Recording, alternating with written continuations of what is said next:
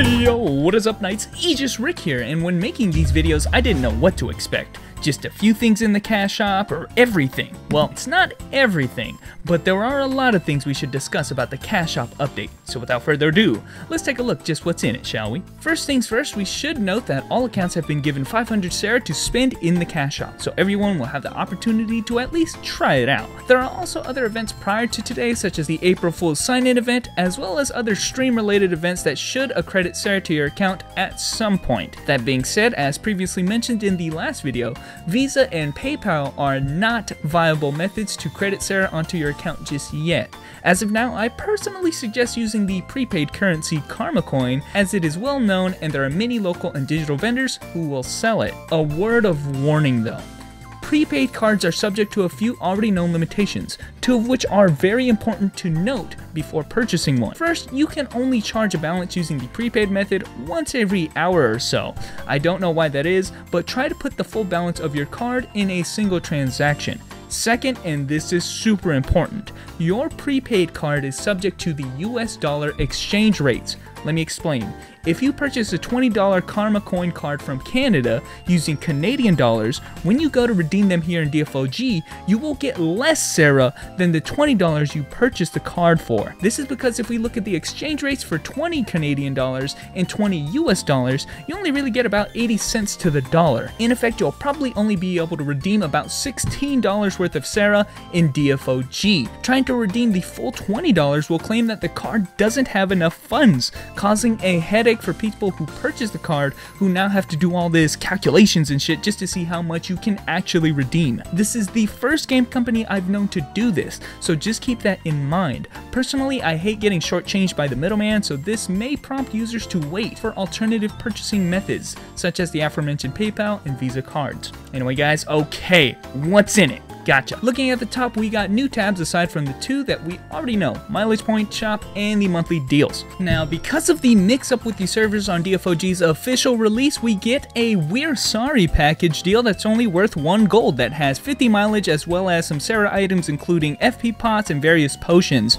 most of which are untradeable after redeemed, by the way, so make sure you get on the right character. There is also a must-have Cera item for the month of June that contains 6 silver emblem boxes, which again can be used to enhance your clone avatars by inputting them into the colored slots. Both of the monthly items can only be purchased once per server per account. Looking at the hot and new tab opens up the current package deal. You can see that they are only available for a limited time. In this case, it's the Wild Safari that features the cute stuffed animal versions of all dungeon fighters. And I just gotta say, Duck Mage is fucking cute, man. But I can personally live with a Raccoon Knight. Along with the obvious costume, the set comes with it some other things such as silver emblems, a safe upgrade kit, a full set of clone avatars, and one of 3 so-called aura avatars which provide yet another aesthetic aura around your character. This deal comes at about 1780 Cera or about $18 US. In the case that you don't want all of the extra bundle stuff and you are only interested in the costume, luckily they've got that too. Seriously, I hate when games don't give you that option. Anyways, as you can see, the full set of the costume is about 750 Cera, and you can purchase both the package deal or the full costume set, all found here in the special tab. Moving on to some more familiar territory, we have 3 other tabs that are extremely self-explanatory.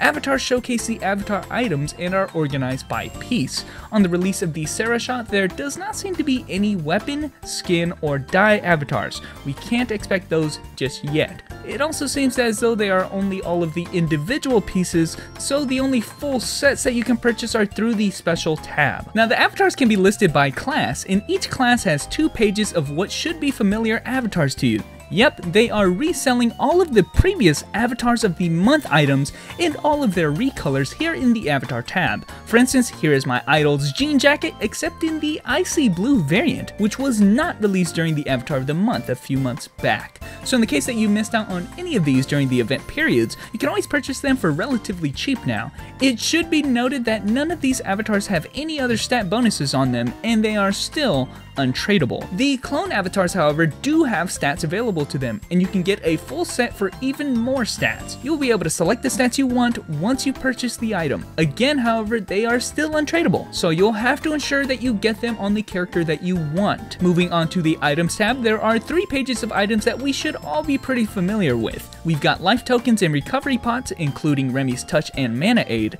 There are Kaleido boxes for re-rolling the grade of your gears, and as some would expect, some fatigue potions as well. The only items out of this section that are tradable are the megaphones and the FP pots, and again, I don't know why that is. Be careful to be signed into the character that you want these items on, guys. Now let's not forget the premium sub-tab, which has some extremely useful items in there, and probably most people's first purchases in the game. We got character rename and character slot extensions for those of you alt psychos out there. Watch out though, this item only extends it by one character for a maximum of 5 times.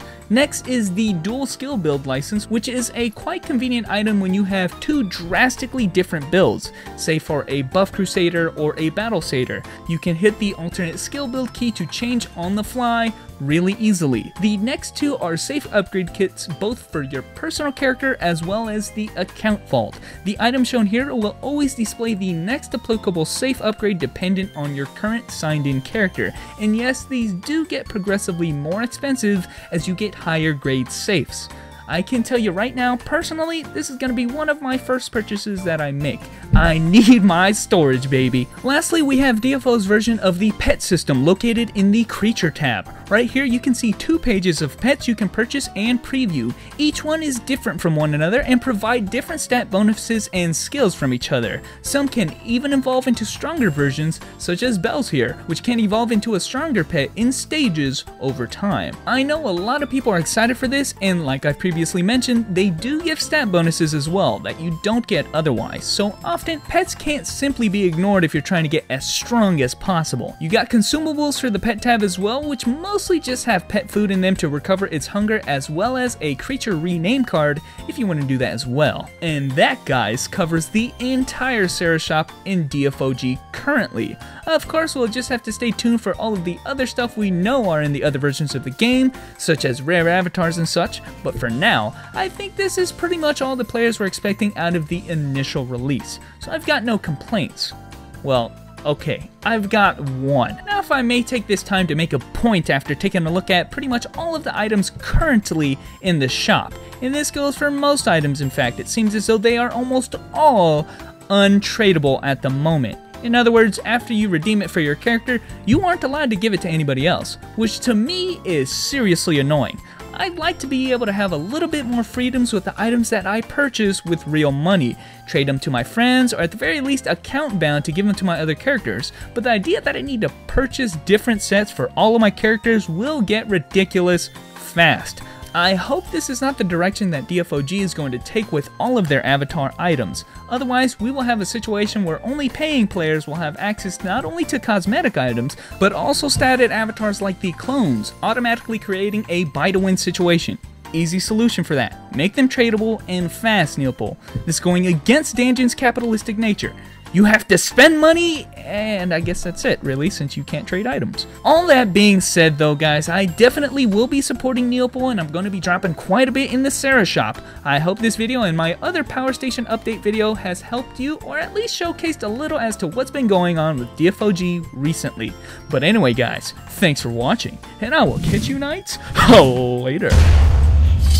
Class, and each class has 2 pages. Avatars can be listed by class, and each class has 2 pages. Why can't I say the word pages? Hey guys, look at this. I saw a forum post about this. Look at the 500 and the 1000 creature food items. Math is hard, yo.